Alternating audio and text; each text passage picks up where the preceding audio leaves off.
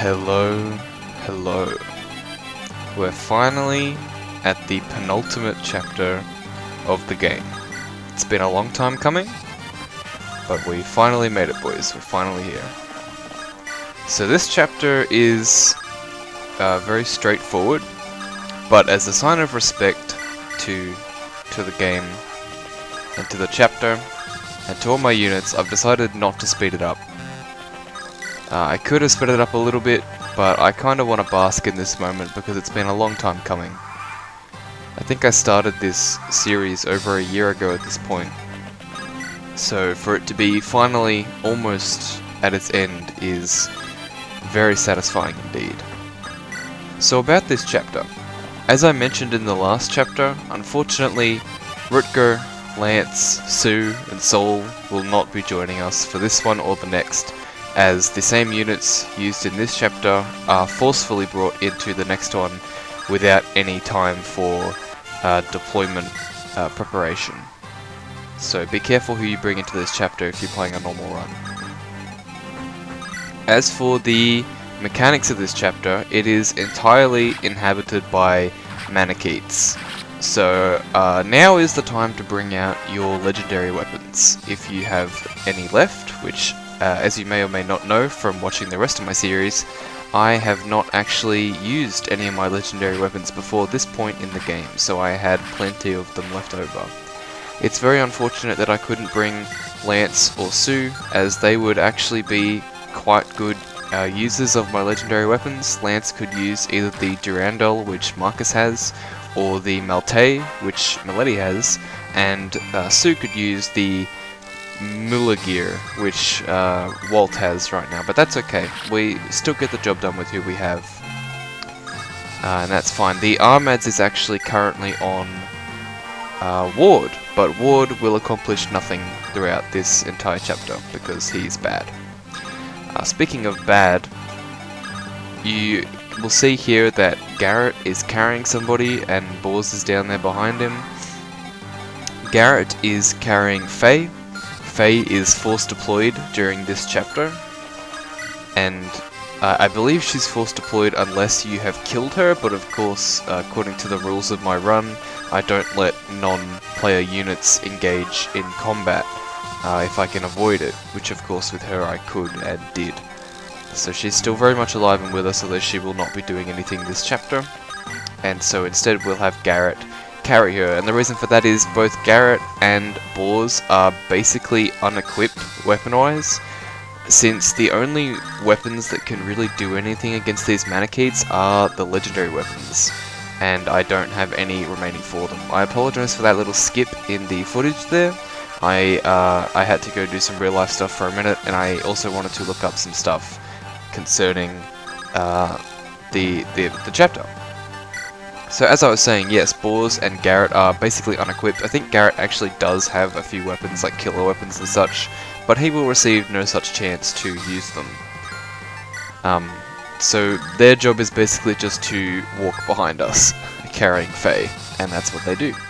So you can see here the gimmick of the chapter. There are multiple rooms with multiple thrones, and every time Roy seizes a throne, the next room opens, and you get some exposition here from an antagonist of the game. I think his name is Yahn or Jah-n. He's a dragon, a legitimate dragon, and he sort of exposition dumps the plot of the game, or rather like the backstory of the game, onto Roy, and thus also the player.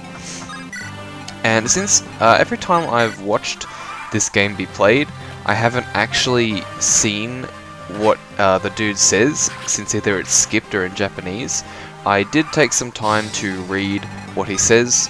I do read fairly quickly, so it doesn't take too much time, and I figured it might be nice for anybody who wants to read along as well. They'll have plenty of time to do that. It's somewhat interesting. I actually do kind of like the plot of this game. So as for the mechanics of conquering all these thrones, there's quite a few throne rooms that need to be conquered. And every time you conquer a throne, in the room prior to the throne you just conquered, Manicheets will begin to spawn roughly in the middle, one per turn, and up to a maximum of 5 Maniketes per room. These Maniketes, however, only have 5 move, so they are not really a threat to us. Most of our units can move either more than 5 move per turn or up to 5 move per turn, so they don't catch up to us. There are a few instances where they get close, but I have enough sleep staves to prevent any real threat from them from occurring. So as you can see here, basically the name of the game is progress quickly with Marcus, Milady, Lilina, and to an extent Wolt and Niime, and take out the bosses with them because they're basically the only ones who are good at doing it. Our boy Wolt has come a really long way from the 4 strength days to the point where he's now 1-rounding Maniketes on Thrones. Very impressive.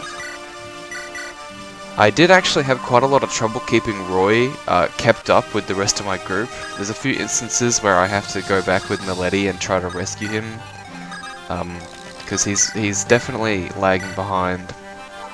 Such is the life of an unmounted lord. But with everyone else, we will continue to move up. Obviously, we don't want to leave Ballers or anybody behind, because Maniketes like that one are going to catch up and destroy them. Something I really like about this chapter is more thematic than gameplay-wise, and that's that, much like in the first few chapters of the game, Marcus is once again going to take the reins and put everyone else on his back for this chapter. Marcus is actually my most reliable Manikete killer. I think he has 99% accuracy with the Durandal. He 1-rounds every Manikete he comes into contact with, and they have no crit on him. Milady is just as good at killing, but she actually does face roughly like 3 to 5% crit from each Manikete, which is a shame, but it never comes to bite me, so that's fine. So the general story here that Yahn is telling is that, you know, humans bad, dragons fight humans, and he's basically telling the story of how Idon, the, I guess you could call, also prime antagonist of the game, apart from Zephiel, he's telling the story of how she came to be, or rather, how she came to be the way she is. Basically, she's become a soulless war dragon factory, while she used to be a regular old divine dragon, like Faye. You see there just how good Marcus is at killing these Maniketes. I really enjoy the fact that once again Marcus has become the best unit on my team.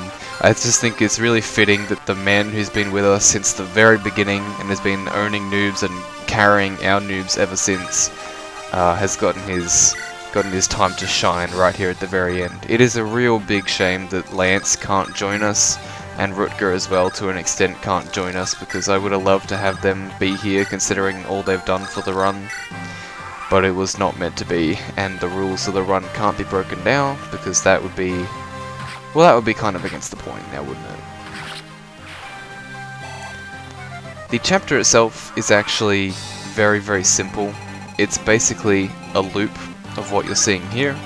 It's just, you know, Milady and Marcus waltzing into a room, killing the Maniketes, and receiving backup from Wolt and Lilina to an extent, when Wolt misses, because that's what Wolt does. Luckily, Lilina is here to pick up the slack. I actually do manage to use my last Hamon staff this chapter as well on the Durandal, so no wasted stays here. I got use out of pretty much everything in the game, which I'm quite satisfied with. I have to make sure to keep moving Roy up as well, because he is starting to lag behind, and he is necessary to open the way forward.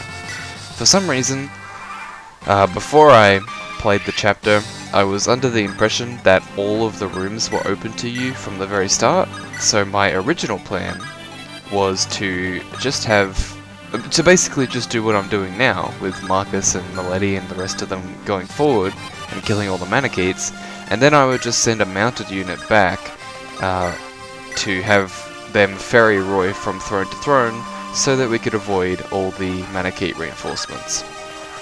Unfortunately, this did not end up being possible, as the way forward doesn't open until Roy has conquered the most recent throne. But that's okay, because these guys are pretty non-threatening. We're going to sleep this dude right here, he's the closest one to us, and the others aren't going to catch up for a few turns, so we are relatively safe here. Getting some more exposition here.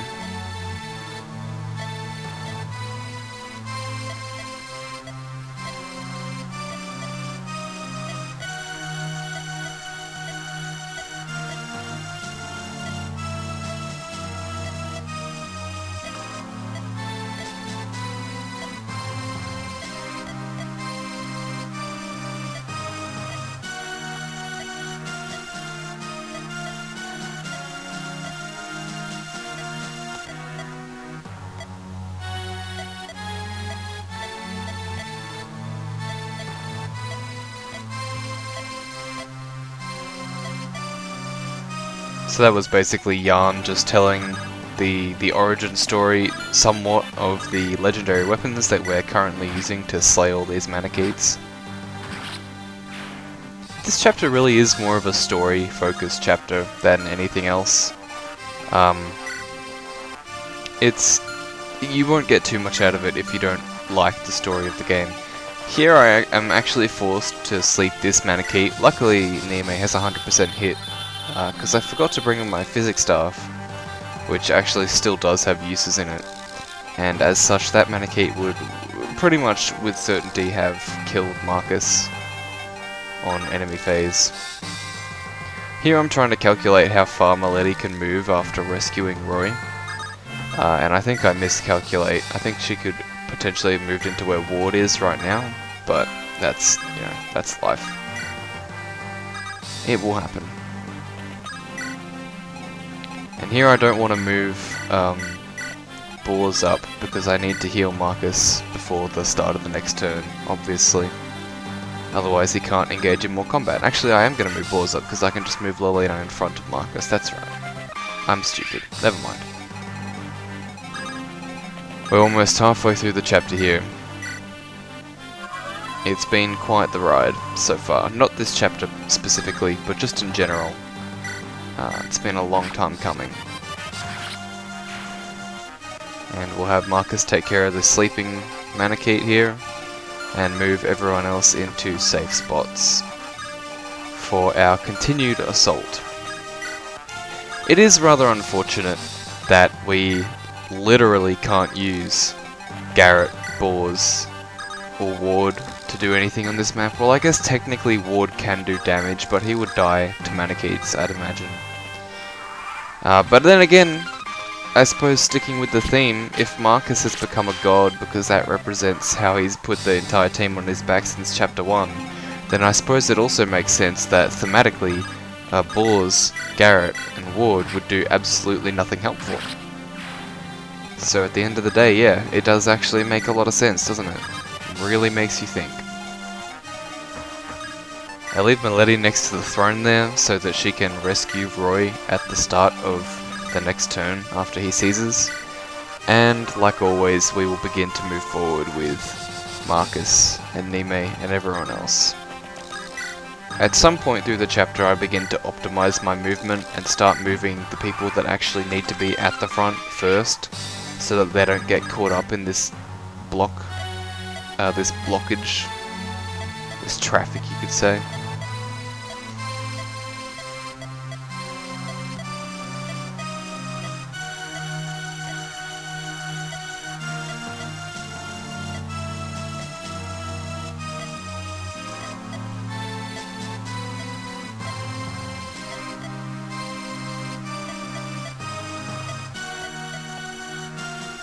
So that was just a little teaser there of Yahn saying how Zephiel came to be, or rather like what he did. And after, actually this turn, we're going to Hamern the Durandal because it only had 4 uses left. We could have, in theory, waited one more turn, but it didn't end up mattering. We're fine as we are.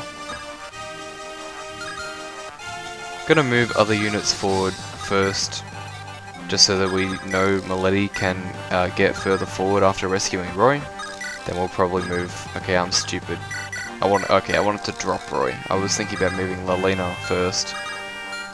Yeah, Lilina is more important to get to the front than Wolt is. Unfortunately, I don't think Wolt actually accomplishes anything else for the rest of this map. Which is a shame, because he does have the potential to help, as you've seen before. But it's not to be. Not to be. We're almost done here. I think there are actually 2 rooms left, including this one that we're seeing right here. It's unfortunate that I can't actually move too much further with Niime. It's going to contribute to this sort of congestion that we have with all these units in these very tight 1 tile wide corridors. It's really hard to effectively move your units through here. And it leads to scenarios like now where Wolt is basically incapable of helping for the rest of the run, not because he can't do damage, but because he just can't catch up. I suppose, in a way, it's kind of good that him and Ward are at the back. In case we do get caught up on by the Manicheets, we do have people who can do damage, so that's a positive, I suppose.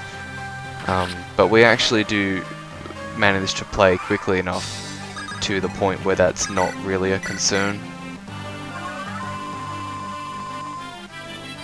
Yeah, Marcus just being an absolute beast. Look at the way he just destroys everything then. So proud of Marcus. Marcus is one of those units that you would think would stop being useful by like chapter 10 maximum. A Jah-n that really wasn't supposed to last very long, and yet here he is in the penultimate chapter of the game, still whooping its ass.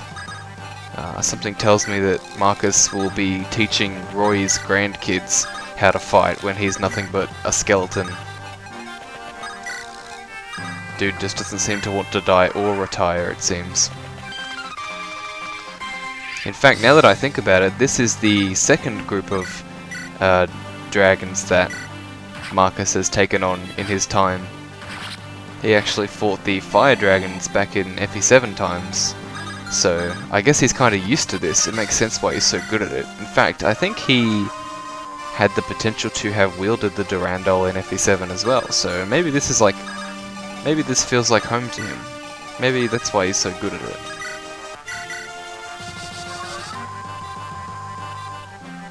Still kind of bummed out about Lance, to be honest. I think it would have been even more iconic if Lance and Marcus had taken on basically all the enemies of this map, because that basically sums up the rest of the game, now doesn't it?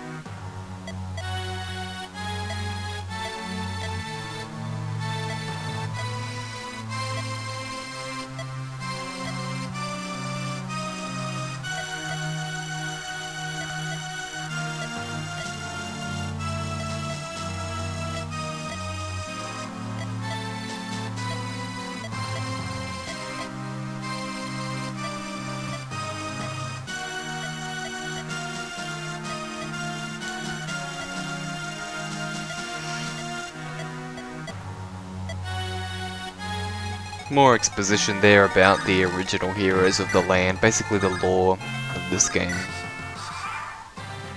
As I was saying, yeah, it's a real shame that Lance can't be brought with us. I know it's thematic that Marcus is putting everyone on his back, but it would have been even better, I think, if it were him and Lance. Because him and Lance are basically the story of this entire playthrough. I don't think... I reckon most of the maps wouldn't have been possible without both of them. Very good level up from Milady there. Obviously doesn't need it at this point in the game. Who cares? She's already one-rounding the Manicheets, and that's all that matters.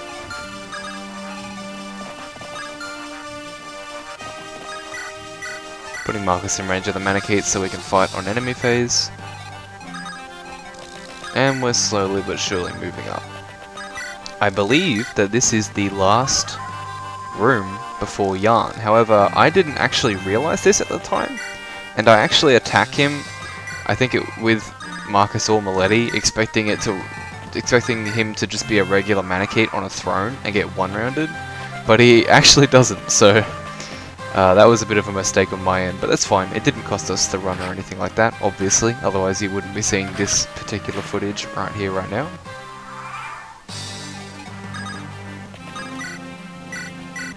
Healing up Marcus, as always. I'm very excited to be almost done with this run, to be quite honest with you. I'll speak more on my opinions of the run and all my units and everything in the next chapter, but just know for now that I'm very glad to be almost done here. I did enjoy my time with the game, obviously. But yeah, as I said, I'll get more into this later.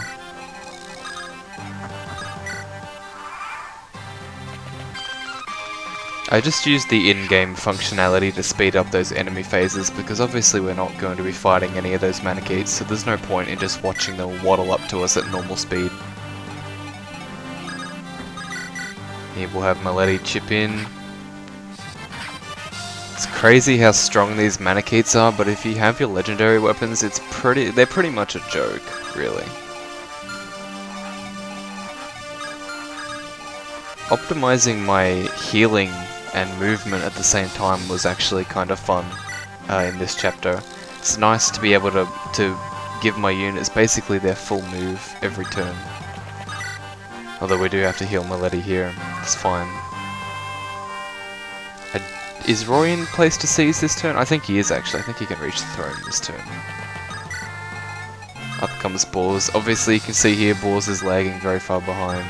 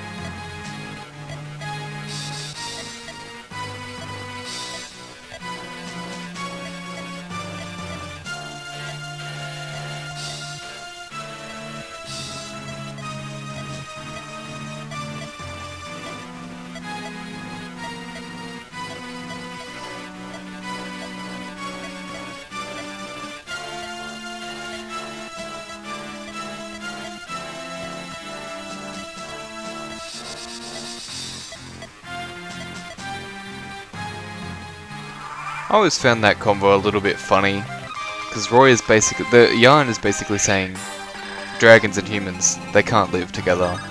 And then Roy is saying, no, power of friendship, we can live together. And he says that while traveling through a temple designed for the dragons and desecrating it by slaughtering all of them in his path. If you can live so peacefully with the dragons, why don't you start here, man? Why don't you just talk to all these war dragons and convince them not to hurt you? Bit hypocritical if you ask me. I jest, but still.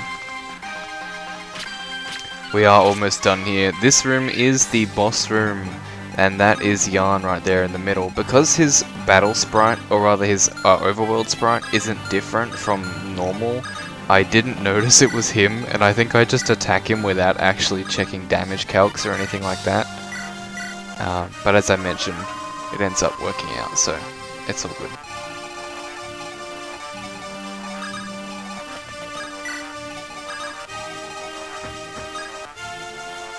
Gonna just keep Roy in Milady's back pocket, because it's not like he can move very far on his own anyway, so... We're almost done. Very almost done. You can see the reinforcements are actually catching up on us, but their slow movement means that we're pretty safe. We are pretty safe.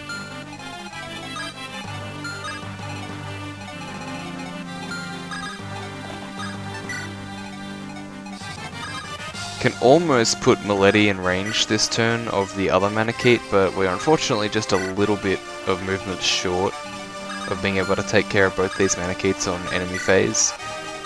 But this is the last room, so it doesn't matter.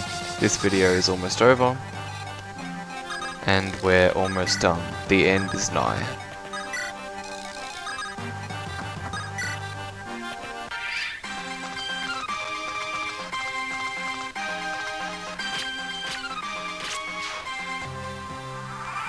And here we go. Here we go. Mending up Marcus, of course. What an absolute legend of a man. He'll get this last kill on regular Manaketes. And here, I didn't check the damage calcs, and I didn't notice this guy was Jah-n, so he doesn't actually die here. Oh, it's Yahn. Yeah, I think I've been saying Yahn mostly. This could have been dangerous, but we actually have Wolt here. Based Wolt coming in and missing both his hits, just like old times. A real classic send-off for who is one of the worst units in the game. So instead we'll have Roy come in and clean up. But before we do, we'll just turn on animations quickly, because I think that's what Yahn deserves. I think he's a boss that warrants having animations on. He's got a pretty cool sprite. And there he goes. So that's chapter 24, the last of the main and normal chapters in this game. Roy will get a level up out of that. Very nice. And that will be that, ladies and gents. I will see you in the last chapter.